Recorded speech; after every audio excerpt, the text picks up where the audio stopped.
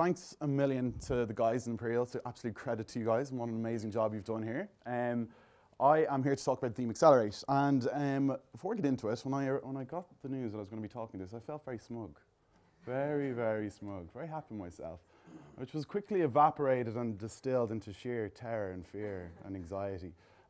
Usually I'm in my comfort zone back in Ireland, in Dublin where I'm from, and Dublin and Ireland's quite funny. There's 1 degree of separation, so literally the other half of the room, I'll know them or be connected to them in some way, shape or form.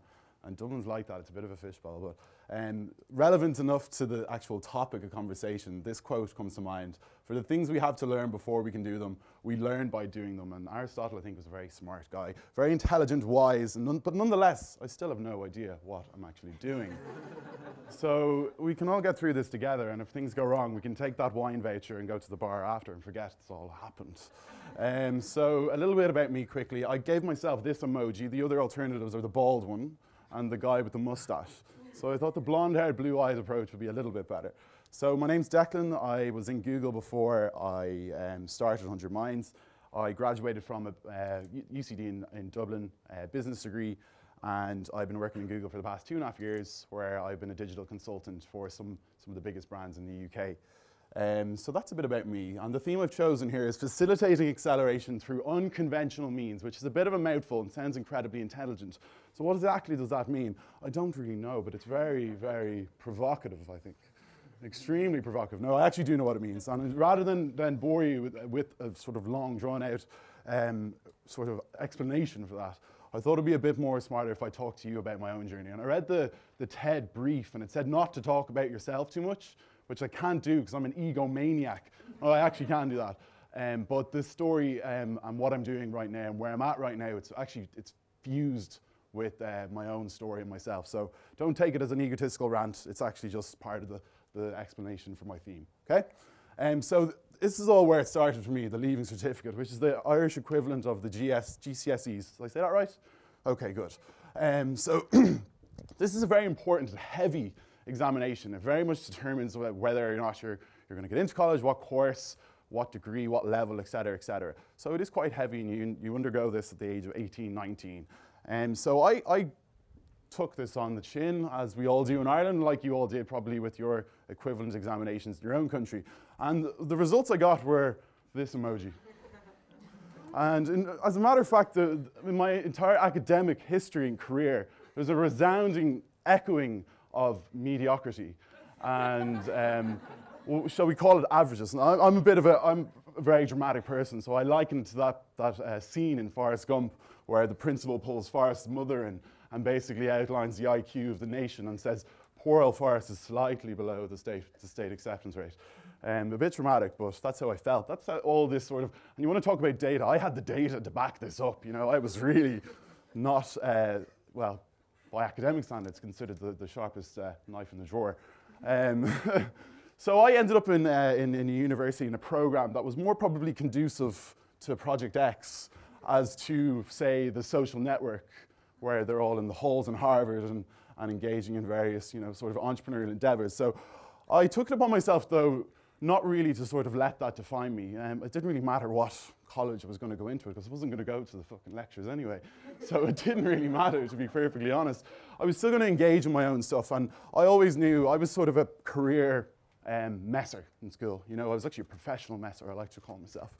So the class clown typical. I always knew I was very sort of creative, had my own ideas, so I was like, you know what, all these exams and everything, they don't really define me. I'm going to engage in my own entrepreneurial pursuits and follow through on my creative energy, which I had an abundance of, not an abundance of anything else. That was my thing.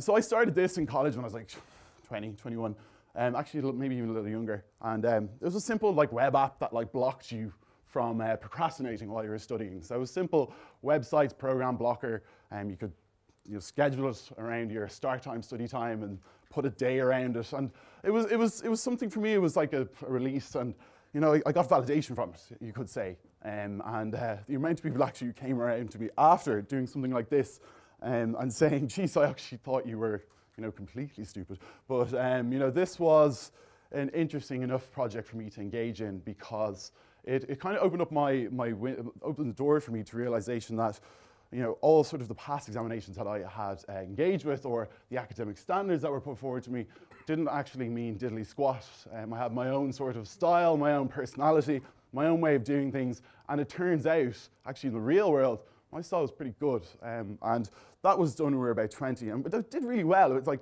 5 years ago, this was a pretty nifty little app, and you could download it on Windows and Mac, and we got about 1,000 downloads from it. I felt fantastic after it. It went up in flames after, but it still felt pretty good. So after that, I started engaging in other things. These are things that were detached from college, detached from this arena of academia, which I kind of grew to hate. And it turns out I was good at these things as well. And I really then started getting a little, oh, I can actually, I can take this on, I can do this. And these were various competitions. One of the coolest ones actually was when I went to do the Harvard Model United Nations in Boston, and gave an address to a panel, the UN panel there, and I got inundated then with little notes, which is what they do in the UN, pass notes to communicate, and it was really, really funny because it was addressed or from China. I thought that was pretty cool. I really like that. I'm not blowing my own trumpet here now, I'm just telling you what's going on, my story, okay? So it came to me after sort of going through this, I guess, path of, feeling constantly inadequate and not good enough. It sort of dawned on me that, I was really, really good at my own style, my own little style. And it's kind of it's a hard one to pin down, but I would say it's a passion, which is what I have. It's a passion. You talked about lasers. I have the ability to focus on something with an intense amount of energy, an abundance of energy. You can probably tell by the way I'm talking right now. This is what I'm like all the time. So I was like, this is useful. Surely this is like, quantifiable. You can actually, gauge this. And this is quite an apt summary, I think, of having done a few other little things outside college and done really well and followed through on my own creative energy. That this sort of summarized what my view of the world was at that point. And I think what I sort of we could sort of contrast it to was this idea of an IQ and how mine was crap. But I think what happened really was that, do you know what? What if I change this around and sort of come up with my own little number? No one will believe it or probably know what it is, but I can, pretend it's real. And that was sort of this, which is PQ, measure of passion, plus measure of curiosity, which is something as well that's incredibly powerful, which I think I have lots. Because most of the time I don't know what's going on. So you're naturally curious if you don't know what is actually happening. And these two together are actually greater than IQ. So, by IQ standards, this was me, Forrest Gump, Again, a bit traumatic, but, that's kind of what it felt like. But by this standards, I was this guy who, from the left to right, is Harvard, Yale, Cambridge, Oxford, and then me, who have done absolutely terribly in every exam up until he was like 19, 20. And so by my own measurements, I kind of turned things on his back, and I ended up getting an internship in Google, which is kind of almost tougher to getting a real-time job, a full-time job sometimes. And ended up then working there full-time as an account manager, skipped their graduate program, and was brought straight into account management with some of the biggest brands in the UK for Google UK. And that was really, really powerful for myself, and a great validation to the fact that some things you can't measure, And another idea sort of struck me then. How am I doing with that? It's watching me. Okay. How many more students were there out there like myself, How many more students that didn't have that, their own little eureka moment, that perhaps didn't engage in these other little things that I did that, made me sort of say, okay, actually, I can do this, I'm good. What if they didn't, and they didn't have that, and then they accepted that this was them? I don't know how to categorize that emoji, the dissatisfied emoji. So that's what I set up 100 Minds. Okay, so 100 Minds is an educational program whereby we recruit a large group of students, okay? We challenge them to raise €1,000 each, and then we provide a support infrastructure around this collective group of students. And the idea is that for the fundraising project that they engage in, they have to do something entrepreneurial or project management based. Think of something as simple as a cake sale. And then we provide a support infrastructure of a profile page online, which they can log their hours, track their progress, blog about it, and then that provides a reflective diary after. And then we also give them a mentor from one of our supporting companies, which is like Google, LinkedIn, Twitter. So imagine you were like 19, you engage in this program, and you got your profile page. the fundraising amount that we put together is targeted, again, like a laser, on one cause. So we target all this money on one cause, and we can really make an impact on that one cause. But then also you're given a mentor who's like 25, 26 in like Google or Twitter or Facebook. We don't have Facebook yet. Accenture, PwC, a few others. And this is a person who will help you with your project to raise that €1,000, but also will help you with your CV, will help you with graduate applications, all these sort of things. Like this was something in my head, I was like, this is what college probably should be as opposed to lectures and exams. So I think we've created a formula for success for it. So we find a cause. In our first year in operation, we found Temple Street University Hospital, a very, very famous hospital in Dublin, just because it caters for the entire country. And the volume of patients that come through it is really, really high. So we partnered with them, and we set a target of €100,000. And we then engaged in like a large recruitment method to get students involved and get them onto the program, okay? Then we provided those recruited students with mentorship, as well, getting the companies on board to provide the mentors. And then we provide them with a profile page online, which is like, it's pretty much like a CRM, a customer relation management software related to your own fundraising project. And then throughout the process, we generate this content around, engaging in practical work and how beneficial engaging in real projects is, and how important it is to cut your teeth on a real project and not just in the lecture halls. And then we create a culture of this teamwork, support, and excellence around that through that content creation. Does that explain it well? Yeah, ish. Yeah. All right, so just to visualize it, that's the profile page you get. So when you get on, you get your profile page, you log about it, blog about it, you get badges, you get donations online, all these sort of things. And you've got your €1,000 bar there.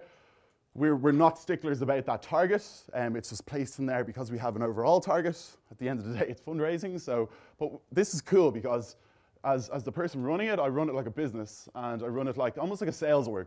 So you get metrics for the 4 months that the program's on. You get metrics on how we're doing as a team. You get based on mentor feedback to me, we can put in pipeline that will effectively forecast what our target will land on. And if we're low, then we can, we come together again and figure out how we can fix that. And it's very much run like a business, which is cool. You don't get that experience when you're 19 or 20.